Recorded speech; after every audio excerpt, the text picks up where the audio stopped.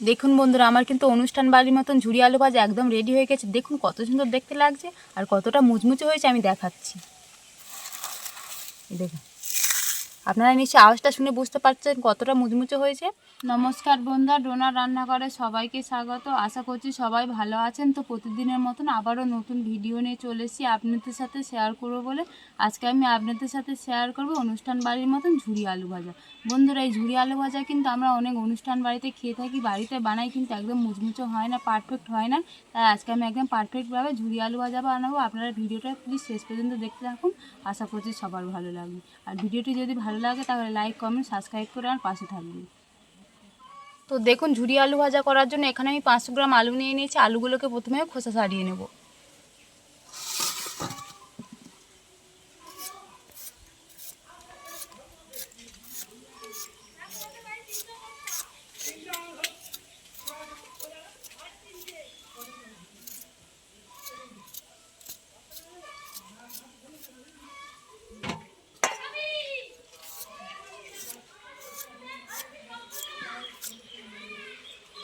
সব আলুগুলো আমি একই রকম করে খোসাগুলো ছাড়িয়ে নেব।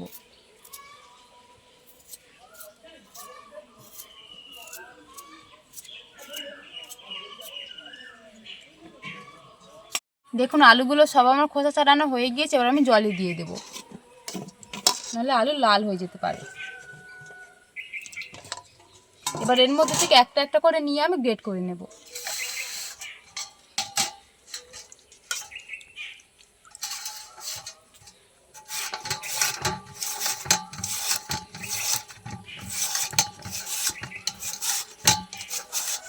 দেখুন কত সুন্দর পাতলা পাতলা হয়ে গ্রেট হয়ে যাচ্ছে না?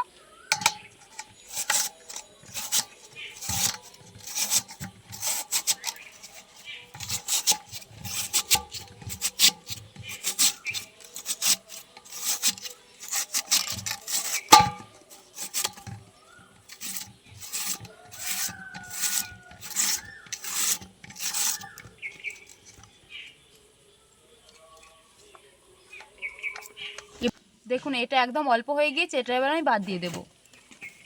এই যে আলুটা আমার গ্রেট করা হয়ে গিয়েছে, আলুটা যাতে না লাল হয়ে যায় তার জন্য আমি আবার জলে দিয়ে দেবো।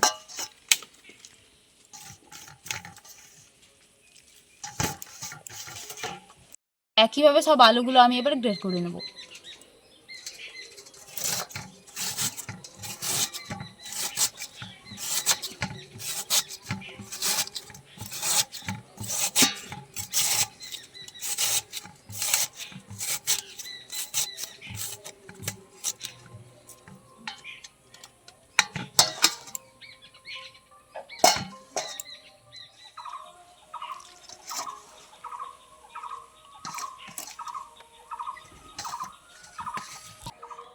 দেখুন আলুগুলো সব কিন্তু আমার গ্রেট করা হয়ে গিয়েছে, আমি জলে দিয়ে দিয়েছি। এবার এইভাবে 2-3 বার জল পাল্টে পাল্টে আমি ধুয়ে নেবো, যাতে আলুর কষটা ছেড়ে যায়। দেখুন এই সাদা গেঁজা ভাবটা যতক্ষণ না কেটে যাবে ততক্ষণ আমি ভালো করে ধুয়ে নেব। এরকম করে ছেঁকে নিচ্ছি। দেখুন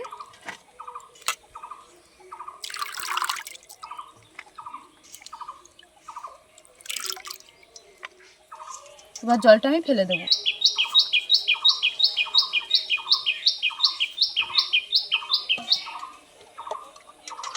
আবার আমি জল দিয়ে দিচ্ছি। এইভাবে আমি জল পাল্টে পাল্টে 2-3 বার ধুয়ে নেব।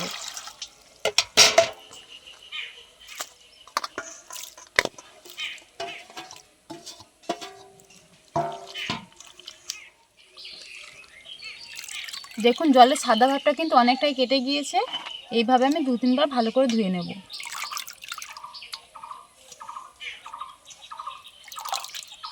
দেখুন আলুটা কিন্তু 2-3 বার জল পাল্টে পাল্টে খুব ভালো করে আমি ধুয়ে নিয়েছি। আর দেখুন কতটা ফ্রেশ লাগছে জলটা। এবার আমি উনানটা জ্বালিয়ে নেবো, তারপর এর থেকে আলু তুলবো আর ভাজবো, নাহলে আলুটা কিন্তু আগে ছেঁকে রাখলে নরম হয়ে যেতে পারে। আলু ভাজার জন্য উনানটা জ্বালিয়ে নিয়েছি। এবার কড়ার মধ্যে আমি তেল দিয়ে দিচ্ছি।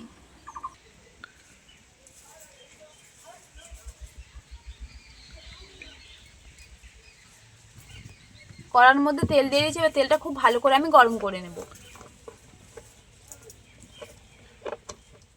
দেখুন তেলটা আমার খুব ভালো করে গরম হয়ে গিয়েছে। আর ঝুরি আলু ভাজার সময় কিন্তু সাদা তেলেই ভাজতে হবে, সর্ষে তেলে ভাজলে কিন্তু আলুটা লাল হয়ে যেতে পারে।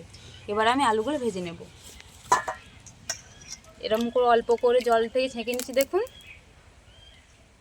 এবার তেলের মধ্যে দিয়ে দিচ্ছি।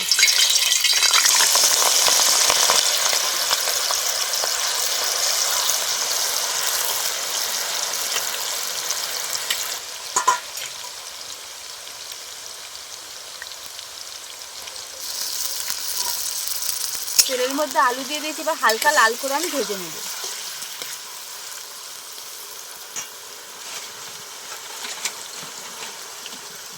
দেখুন আলুটা আমি হালকা লাল করে ভেজে নিয়েছি, এবার আমি তুলে নিচ্ছি।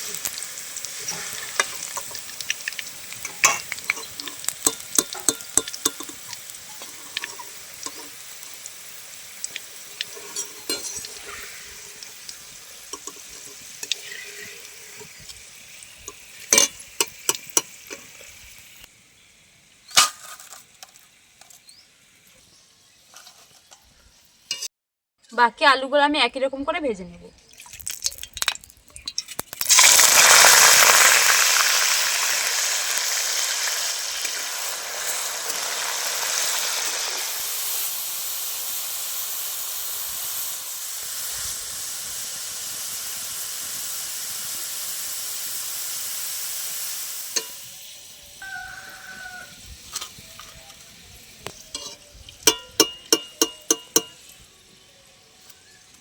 দেখুন এখানে কিন্তু আমার আলু ভাজাটা হয়ে গিয়েছে। আর এদিকে আমি 50 চিনেবাদাম নিয়েছি, কারি পাতা নিয়েছি, আর 3টে শুকনো লঙ্কা নিয়েছি। এগুলো এবার ভেজে নেব। এবার আমি চিনেবাদামটা ভেজে নেব।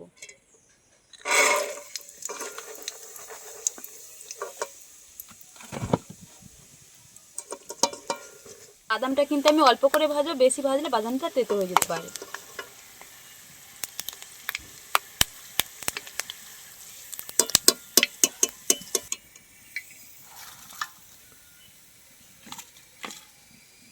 এবার আমি শুকনো লঙ্কাটা ভেজে নেব।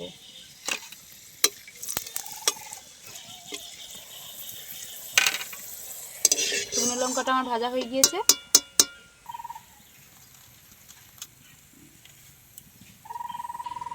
এবার কারি পাতাটা আমি একই রকম করে ভেজে নেব।